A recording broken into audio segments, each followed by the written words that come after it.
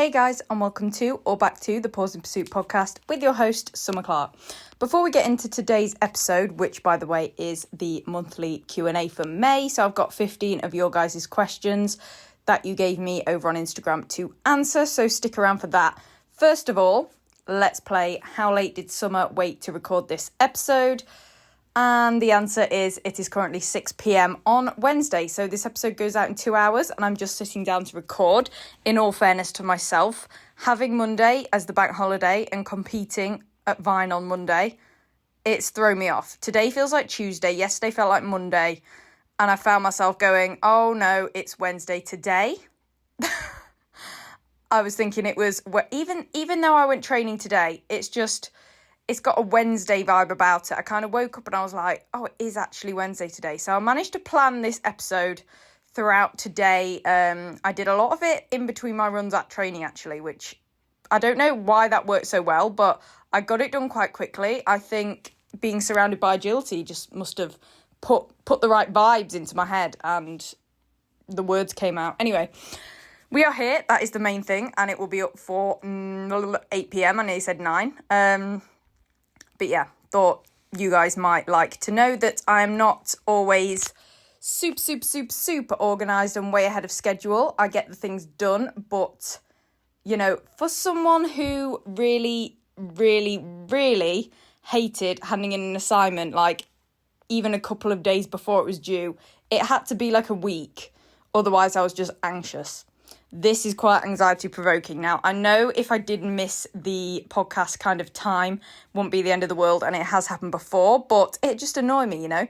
Whereas I suppose if I missed a uni deadline, then that would have been a little bit more problematic. But anyway, thought that was quite funny. So, hope you're all good, guys. May Q&A coming up for you today. I am going to be discussing things such as Portugal prep, Newbie nerves, Threadle slices, and much more, so keep listening. Before we get into that part of the episode, I will just let you guys know what I've been up to. So, as I said last week, I was teaching a workshop on Saturday. It was so windy. It was such a fun day, but it was so windy. I got literally, if you follow me on Instagram, you probably saw the picture of my wind burn. Honestly, I had red trackies, red cap, and my face was just as red as those two things. It was so windburn. I was so windburn. It wasn't even sunny. It's literally wind. But anyway, then it was straight down. So that was Saturday. We came home, had something to eat, finalised any little bits of packing that we hadn't already done, although I'd pretty much done most of it. And we set off for Vine. So we stayed in a hotel Saturday night. And then Vine was Sunday and Monday. So this was my actually first year at Vine. I've never done Vine before, but like I've said on here before, I am obviously trying to prioritise Champ this year. Now my foot is back up and running. So day one of Vine, we were actually finished by lunchtime. So we were like, what the hell? We can't even go home. We're literally in a hotel. Like, what do we do? So we ended up just chilling, like watching large Champ and intermediate Champ and stuff. The rounds of that. Chatting to people, walking our around, just vibing, basically. But anyway, really proud of Arrow on that day. We came second out of 100 dogs in the cross singles jumping with the coolest feeling run. Honestly, it felt so good. And then we did also have the most gutting Casey Stakes run with Arrow turning right despite my multiple left cues 3 jumps from home. Literally third to last jump. I'm like, oh my God, we're there. We've done it. And he turns right. And I literally turned the video up and listened really hard and I said left 3 times. And everyone watching was like, yeah, you definitely said left. So I have no idea what happened there. I did manage to stop him back jumping that jump, but then I was just way too far behind because I didn't expect it. And I couldn't get there in time to push him out of the next jump because it was a dodgy angle and he did end up coming in. So that was gutting, but it is what it is. I also loved his cross singles agility run too. After getting the early morning crazy out, obviously, which was pretty much the first 6-7 obstacles, he then did some amazing stuff and a perfect seesaw, which was always good. But yeah, loved the rest of that run. But yeah, I'd say this was the first day since my foot, since last September, that we've really felt together again. Like, no matter the results, I just had that good feeling with him and felt back in sync with him, if that makes sense.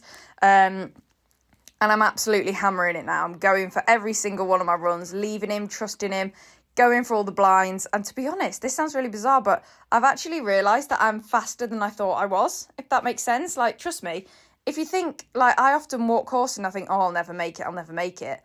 But then I actually try and make it, and I do make it.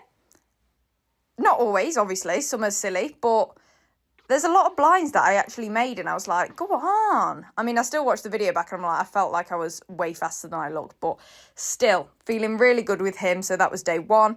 Day 2, even better. It was champ day, obviously. We had the fastest time with just a brick out of the wall, which was the third to last obstacle, and it barely even went. Like, it didn't even go straight away. It literally just flopped off like a second after he'd crossed it. But yeah, we did have the fastest time in that, so just 5, and then clear and second in champ jumping, which put us 4th overall for the final and running 18th in the final, which was insane. I think our last champ that we were in was RVA, which was last July, because obviously, oh no, won't it be? No, I was lying. No, sorry, our last champ final was RVA in July last year. Our last champs were KCI and Dogs in Need, I'm pretty sure. I can't remember, to be honest.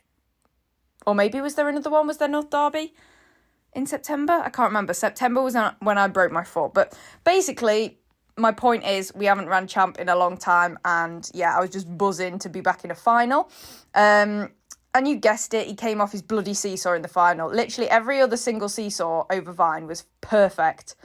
Or at least he didn't miss it. And then he missed the one in the final. But to be honest, right, his time was incredible.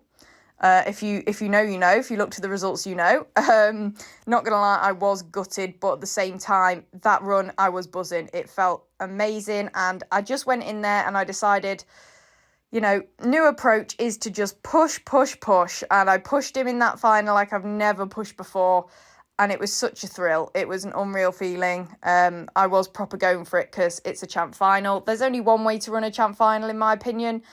So I'm really happy with how I handled that, and to be honest, how I handled the whole weekend.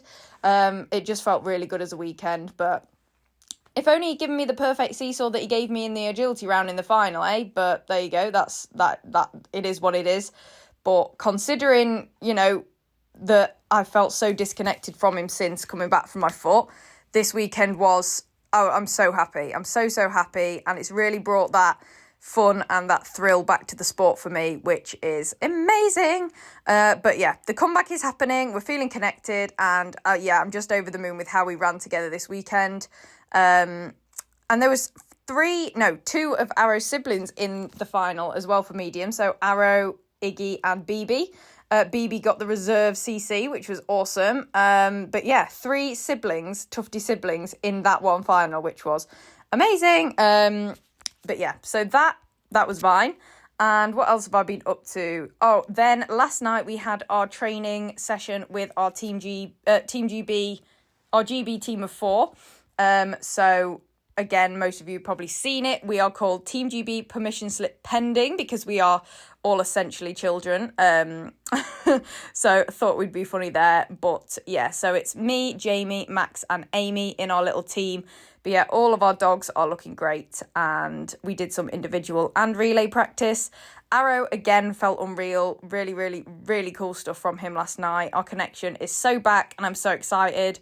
And I'm buzzing to run with my teamies out in Portugal. We've got another training session coming up in June together, so that will be fun.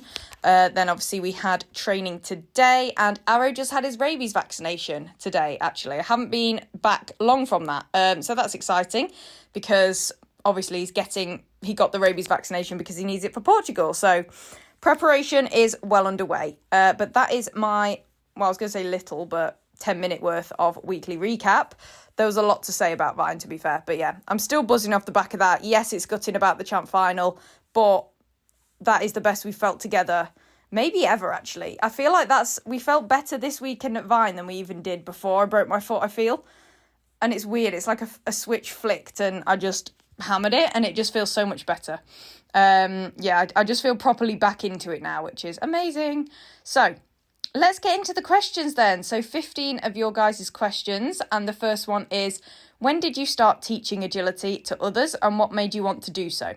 So I did a few workshops last year, and that kind of gave me the bug, if that makes sense, but I went fully self-employed with it in January. So I left my other job, my social media job that I was doing, and was purely self-employed from January, doing a mixture of agility instructing and also dog walking, which I'm still doing both to this day. Obviously having a little bit of I actually don't know. I'm having a little bit of a teaching break at the moment, and I'm not sure if I've said why yet. I'm not sure. I don't think I have. I'm not sure. But anyway, something exciting is happening soon. And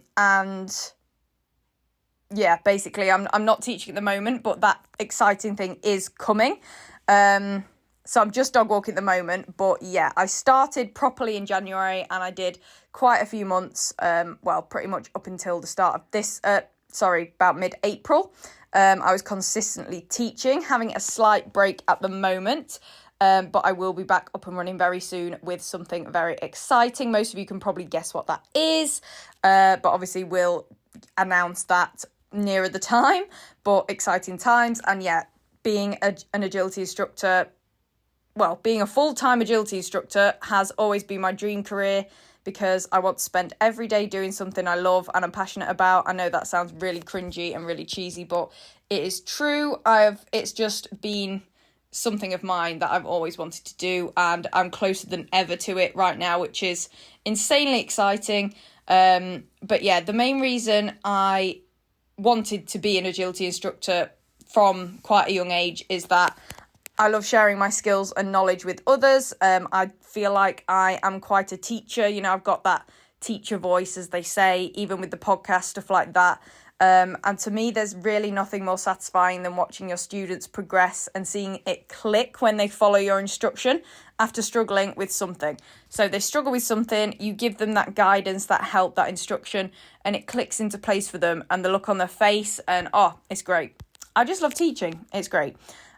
Question number 2. How do you think this year being your second on Team GB will impact your performance in terms of nerves and general prep? Great question. I definitely feel more confident and less nervous having experienced it once already. And to be honest, the only way to understand the atmosphere and know what to expect in the future is to do it once. So the only way to know what it is like to compete at EO and for GB is to do it. And I did it last year. I know it was in the UK, but it was still the same atmosphere, the same, feelings towards it, the same pressure and adrenaline and stuff. So I definitely am going into this year more confident because I know what to expect, if that makes sense. And it takes away that uncertainty. Not fully, because it's a different country. It is different, but having done it once is very helpful for me. My prep will be the same as it was last year because it works for me. But again, I suppose it looks a little bit different coming back. Well, no, I'd say it pretty much looks the same as last year. The only thing that I would prioritise more about my prep this year is making sure that Ara and I are running and competing in the heat, if we get heat here, leading up to Portugal. We obviously didn't need this kind of prep last year when EO was in the UK because it was unlikely to be sweltering, but it will be sweltering in Portugal. So instead of, making sure we're not shying away from running in the heat, obviously being sensible about it, but making sure that we both do some of it if we can before we go out there, so it's not a complete shock. I'd say that's the only thing that's sort of in my head prep-wise that wasn't in my head in last year's lead up to EO, if that makes sense, is the heat that we'll have in Portugal. But obviously there will be lots of measures in place to keep us and the dogs cool.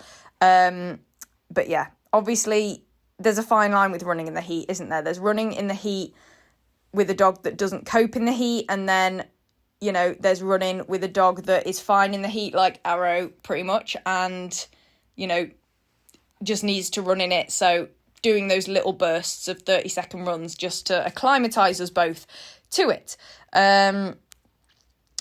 But yeah, I also think I have a better relationship with, for example, the management team and other team members this year after building these last year. So obviously having the whole experience last year, you get to know people, you build those relationships, and a lot of the team is very similar. Obviously management's the same. So for me, that really helps because, like I said, it is a team. And, team team connection, how the team, gets along and, supports each other and stuff is huge for obviously any kind of team, but especially for Team Newbie at such a big event. So I think that will help me out as well. And to be honest, I feel as though Arrow and I have grown as a partnership since last year's EO. So I feel more confident in our ability to perform this year, especially after Vine, especially after the weekend we just had. If we can run together like that at EO, I will be absolutely chuffed to bits. So yeah, definitely better going into this year after doing it last year. But like anything, the more you do something, the more confident you are. So I feel like that kind of goes without saying. Following on from the heat then, the next question is, how do you think Arrow will deal with the heat in Portugal? So as I said, Arrow is usually pretty much absolutely fine in the heat of summer. So for example, a couple of years ago at KCI, it was 40 degrees, I'm pretty sure. I'd say he's ever so slightly less wild, which actually might be an advantage because he might think a bit more. But he's generally absolutely fine. And obviously, like I said, in Portugal, not only us as owners and handlers, but the management, we're going to make sure that the dogs stay cool with stuff like cool coats, cool mats, paddling pools, fans, water, shade, etc. All the basic stuff, and just that extra consideration that, look, we are in a very, very hot country. But yeah, and like I said, that is why I hope that we get some hot weather in the UK kind of before we go, just to get that extra practice in. But we have, like I said, at KCI a few years ago, we have competed in pretty hot climates before, because we did have that heat wave at KCI. I remember that well. And it's tough when you're not used to it, but it's definitely doable. And both me and Arrow have done it before and are fine. Next question is, would you recommend completing a judging course with the aim of becoming a better competitor? Now, this is a very interesting question. I'd say mainly it depends on if you think the expense is worth it just for this. Because like I said, it does cost. It's not cheap. There's the travel to the seminars as well. So if you aren't planning on doing a lot of judging itself and you just want to do it with the aim of becoming a better competitor, you've got to weigh up if you think the expense is worth just that. Obviously, I did it knowing I actually wanted to judge. I was interested in obviously doing the judging. And then anything I learned from that helped me in other aspects of agility was a bonus. And I'd say it gives you a better understanding of dogs' lines, but I wouldn't say it makes you a better competitor, because this is a whole different skill in itself. For example, you've got your mental strategies, your handling maneuvers, your dog skills, your own fitness, etc., which has nothing to do with the things that you learn in a judging course. So yeah, competitor specifically, I wouldn't say it makes you a better competitor. Maybe a better handler, maybe. Again, because you understand dogs' lines more. So maybe you can choose, maybe you can choose better lines for your dog when you're walking courses, when you're competing, for example. So yeah, it definitely benefits you as a competitor, but again, you've just got to weigh up whether you think it'll benefit you enough to make that expense worth it if you're not going to do much judging. I think you at least want to be interested. Well, you want to be interested in actually judging, I think, to do a judging course. I think it's made me a better instructor more than it has made me a better competitor, because I get used to designing and setting courses and laying them out on the ground and stuff like that. So that, I think, those two, agility instructing and judging, kind of same job. Not actually executing the job, but kind of same prep for the job. So I think that helps. But yeah, definitely helps your understanding of dogs' lines, which, yeah, probably will help you. Well, yeah, I'd say definitely helps you choose, the best lines on course when you're running your own dog. But obviously there's way more to being a good competitor than just that. But to summarise that question, in my opinion, the more you know about and are engulfed in the sport as a whole, the more skills you will develop within it and the better you will be at it. So, again, not overdoing it, not burning yourself out, but the more into the sport you are and the more sort of realms of it that you understand and you're clued up on, the better all-round agility community member you will be, if that makes sense. That sounds weird, but I hope you know what I mean. Next question. How do you deal with the worry of re-injuring your foot or getting another injury? I have this question all the time, and I always say control the controllables. So not overdoing it, prioritising rest and recovery, keeping up my strength training, but again, knowing when to dial it back and not overdo it and not do the movements that, put unnecessary pressure through my foot. Having good sleep and nutrition and stuff like that. So doing everything I can to prevent re-injuring my foot or getting another injury. And yeah, you've got to try not to worry about what's out of your control. So I'm trying not to dwell on that, because even if I hadn't had an injury in the past, so if I hadn't fractured my foot, there's always for all of us the possibility of sustaining a new injury. I know no one wants to hear that, but it's possible even if I hadn't already injured myself. Re-injury, like I said, I took so much time off. I was really, really good with it. I did all my physio, and it's feeling good. So touch wood. I'm touching wood right now, guys. I've done this a few times on the podcast, I realise. Anyway, but yeah, I've done everything I can, is what I'm basically saying. I've controlled the controllables, and you really have to learn to just not dwell on anything outside of that, because it will eat you up inside if you do. And I've been there, and it still happens sometimes to me with lots of aspects of life, but you've really got to train your brain to just let that go and just do what you can. So this one's interesting. So how do you think having to rerun the medium champ final at Vine affected the competitors who had already run? So at Vine on Sunday, I forgot to mention this when I was explaining the show, there was the champ final course, we'd all walked it, and 17 out of the 21 I think, because there was an extra, because obviously there was the jumping winner and agility winner and stuff like that, so there ended up being 21 dogs in the final. But yeah, so 17 of us had ran. I was number 18. I was on the line when the judge walked over to the scribe tent, and I was like, okay, here we go, there's just a timing issue or something like that, or the previous competitor, they're discussing or whatever. So I had Arrow on the line. I'd made him circle, go into his middle position several times, because if anyone knows Arrow, for some reason he doesn't do it the first time. I think it's a nervous kind of comfort thing. He doesn't like me leaving him, but then the second time he's like, oh, fine, right, okay, we're doing this. So I had him in that solid position, because once he's in his start line, he does not break. It's just that initial creeping that first time I walk out, but the second time, he's fine. So I had him in that. Between my legs, I could tell he was in position, his nose was up, everything was good. And I was going, good boy, wait. I'm thinking she's going to walk out any minute and we're going to get to go. Anyway, no, that didn't happen. They said, right, relax your dog. So it was actually great start line practice, because I got to run out and give him his fish for his start line. So that was great. And then they realised that the tyre had been on small for all 17 competitors.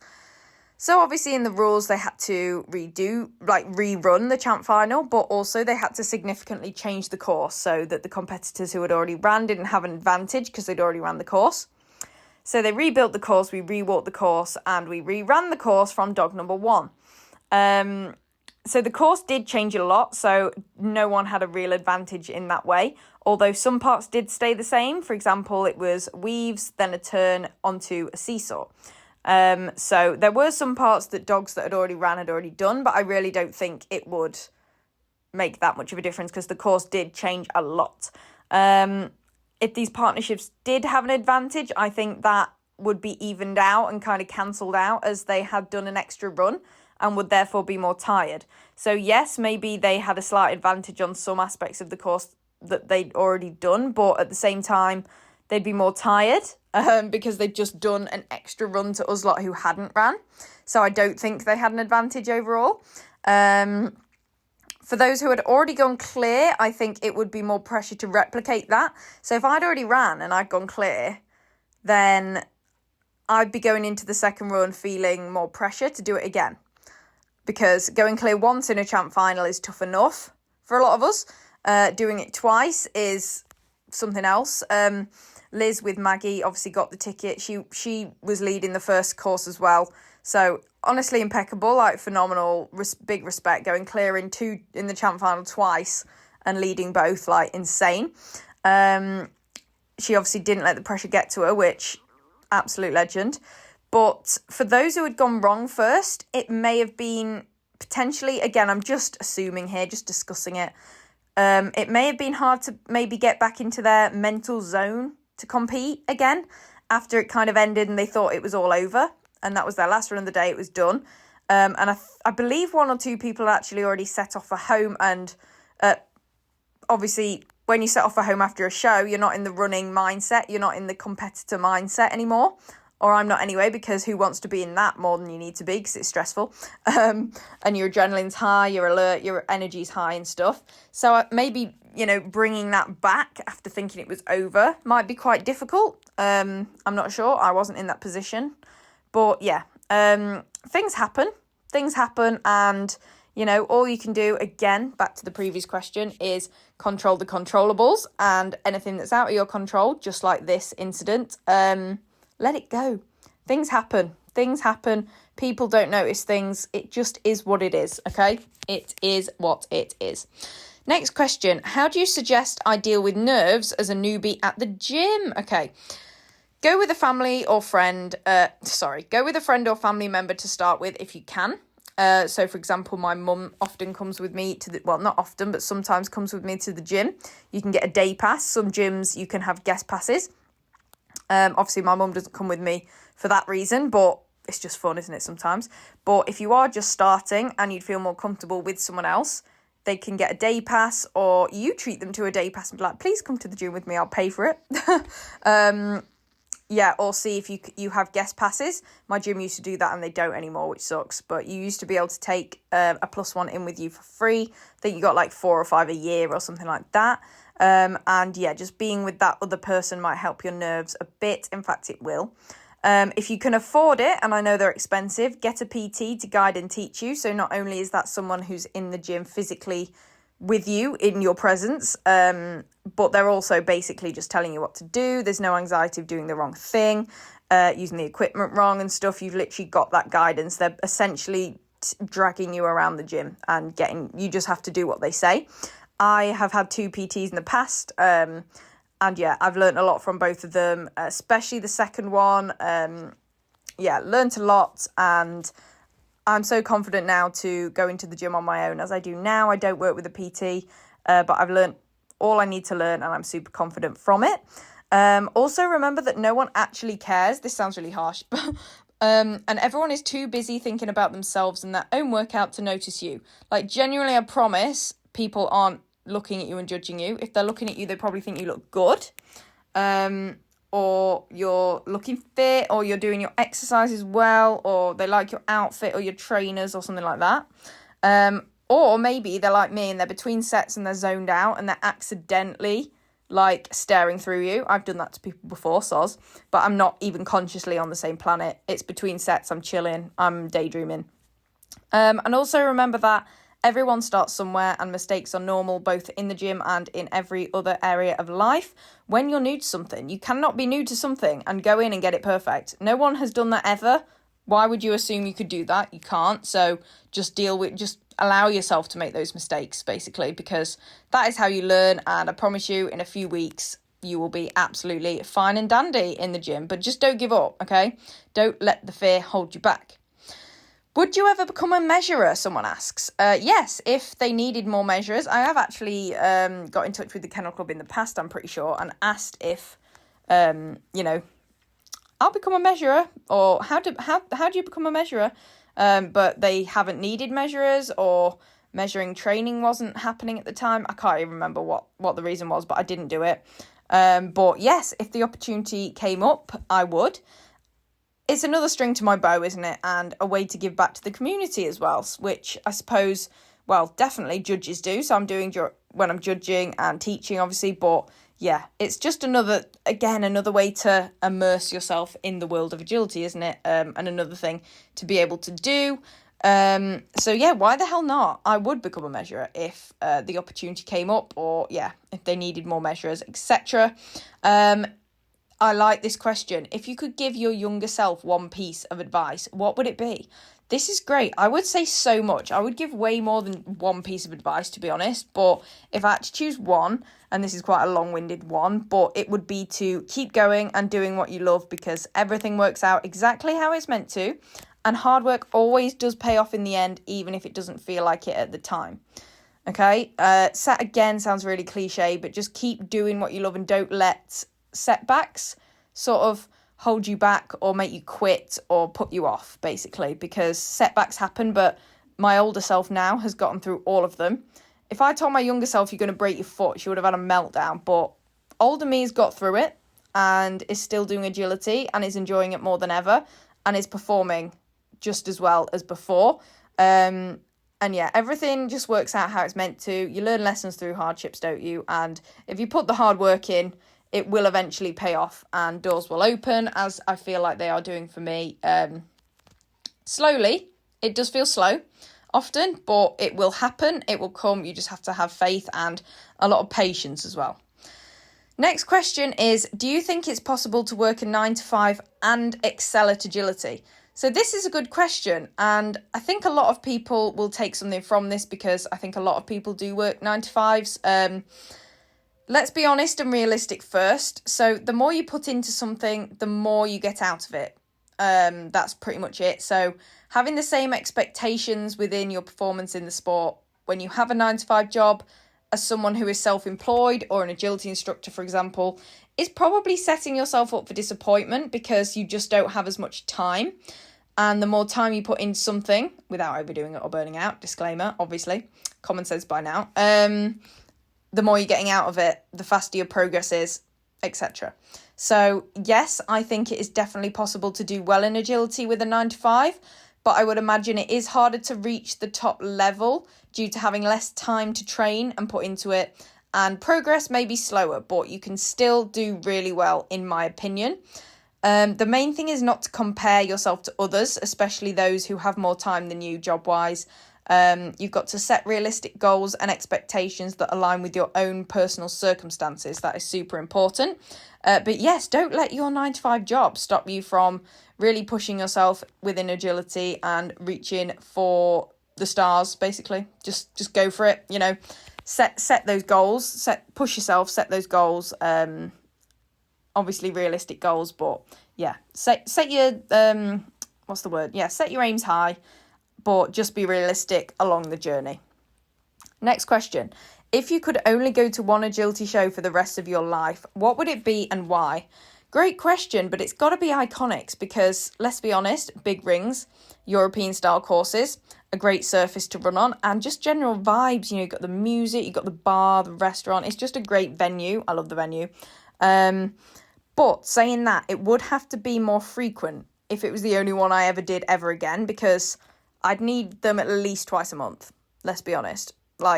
Ideally every month throughout the summer. Every week throughout the summer. They're not frequent enough to be the only show that I ever did. But yeah, if it was the same frequency of all shows and you could just choose one to have constantly, it would be Iconics for me, I'm pretty sure. Because some shows are every year, so obviously you can't say that one. But if every show was the same frequency, yeah, Iconics. It's just a vibe, isn't it? I feel like that's everyone's favourite show, surely. So, next question. What are your top tips for over-arousal around the agility ring and on the start line? So, first and foremost, I think you should listen to my podcast episode with Kamal Fernandez. It's called Reactivity and Over-Arousal in Agility Dogs, and it is so, so informative. Definitely have a listen. Just search it up and you will find it. But my advice in short form is to take some time away from agility to work on focus and calm behaviour around the rings first until your dog can be around other dogs doing agility while keeping calm and focusing on you, basically, without, reacting or getting in that silly hyper-aroused state. So yeah, it's back to what I always say is focus on the foundations first, and get those in place before you introduce harder stuff. For example, getting your dog in the actual ring and doing agility. So concentrate on that around the rings. So, that means going to shows and purely just training around the rings and going home. Yes, it sounds boring, but it's very, very necessary. Most of us do that with our puppies when they're young anyway. Well, I would have with Arrow if it wasn't for lockdown. But yeah, playing and training and doing little behaviours around the rings before you actually take them into the ring to run themselves. You can obviously then gradually add the agility in with single pieces of equipment, say in training, and then small sequences. until obviously your dog can do a full course while maintaining a level head, or, level head. Some dogs just don't have one, but, without getting over aroused, basically. You also need to know when to call it a day when your dog gets over aroused in the ring. So if your dog's going absolutely loony and you're on different planets, sometimes there's no point fighting a losing battle, as you will only both become more frustrated and you won't achieve anything, and it'll just put a bad taste in your mouth, won't it? It'll be a worse experience. So sometimes you've just got to know when to, put your dog in it down, breathe and leave the ring and try again next time, or go back a stage. But yeah, that is way more productive, I think, than sometimes battling on. And then practice, as far as start lines go, you want to be practicing these separately, even if it means doing the start line in the ring and then running out of the ring and rewarding it straight away without doing the rest of the course. You can also go to reward in the ring shows where you can take toys in. I think some shows do allow you to take treats in as well, actually, so you can reward your start lines. But yeah, it's breaking it down again. I know it sounds boring, but yeah, if you even do the start line, say, wow, well done, okay, and run out the ring, or okay, do the first jump, run out the ring.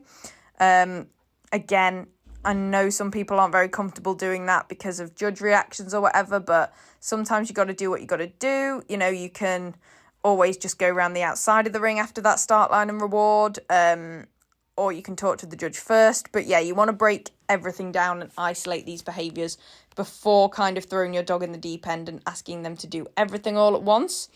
Next question, this is actually a really funny one, and I understand it so well. So, how do you stay energised and feel refreshed when your weekends are spent doing agility? I'm more tired on a Monday than I am on a Friday. This is so relatable, and I have a feeling everyone that's listening to this episode today relates to this one. It's hard. It is hard. Most people probably spend their weekends chilling out, ready for work in the week, but we do agility all weekend, which is actually often more tiring than the actual work week, physically and mentally. I think mentally most of all, competing over the weekend is mentally exhausting.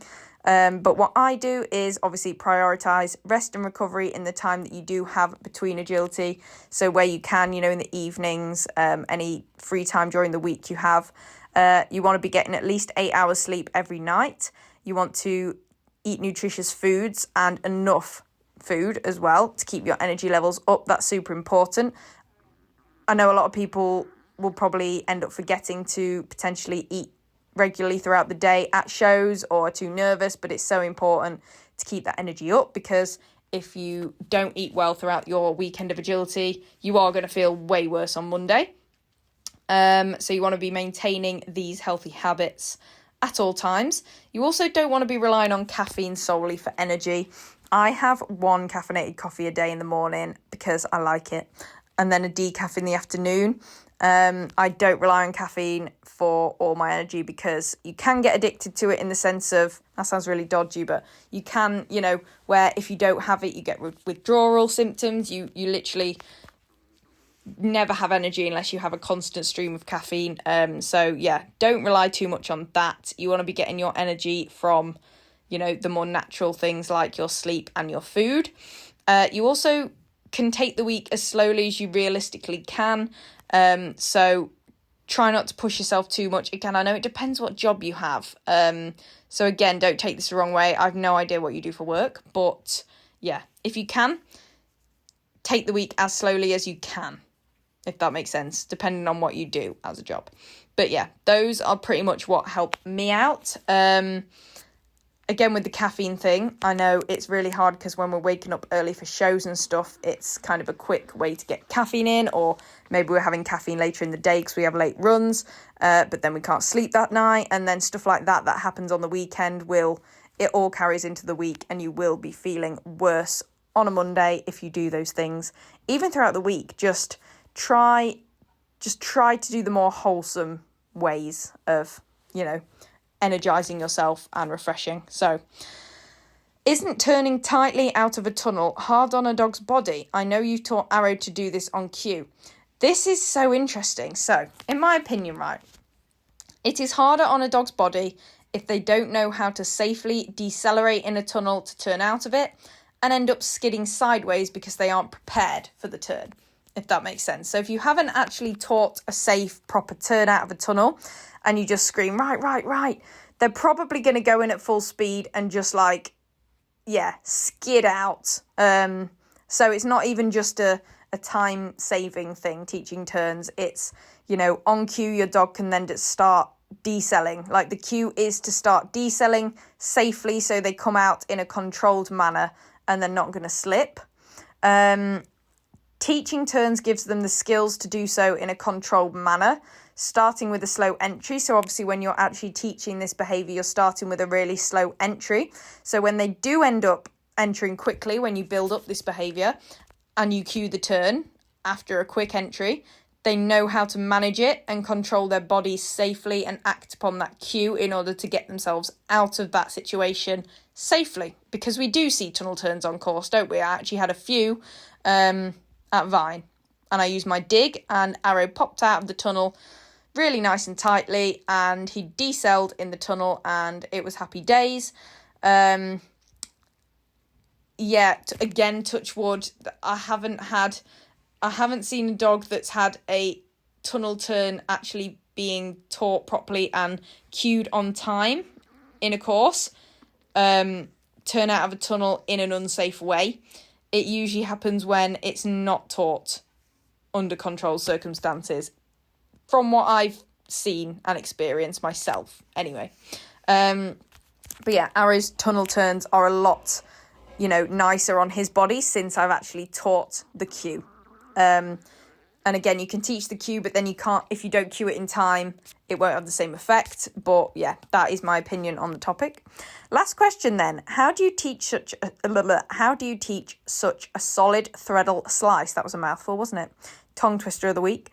My dog often chooses the wrong side. So Threadle slices are tricky, but like I said, they're so helpful, especially maybe if you get on the wrong side, even if you're on the right side. We just see a lot of them on course, don't we? They're everywhere. I personally love a Threadle slice. It's so satisfying. I prefer a Threadle slice to a push round. I prefer it to around the back, so a German or a Serp. I'd rather be out of Arrow's way on the other side and do it as a Threadle slice. And it helps me to get off sooner as well, because I can cue the Threadle slice, and as he's committed to the jump, I can leave and I'm further away from him. Whereas if I was there doing a German or a Serp, he's going to finish that and he's going to be on my heel, basically. So I love a Threadle slice. So to start with, you want to be building that high value for the hand touch or come to hand behaviour, because that's, people teach it in different ways, but I taught it using a come to hand behaviour. You can also use reward placement to your advantage during the training process. For example, placing a toy or their manners minder where you want them to land after performing the behaviour correctly. So that kind of prompts them, because, they're going to, if they do the behaviour correctly to earn the reward's just going to be there as soon as they land. So that's that instant reinforcement.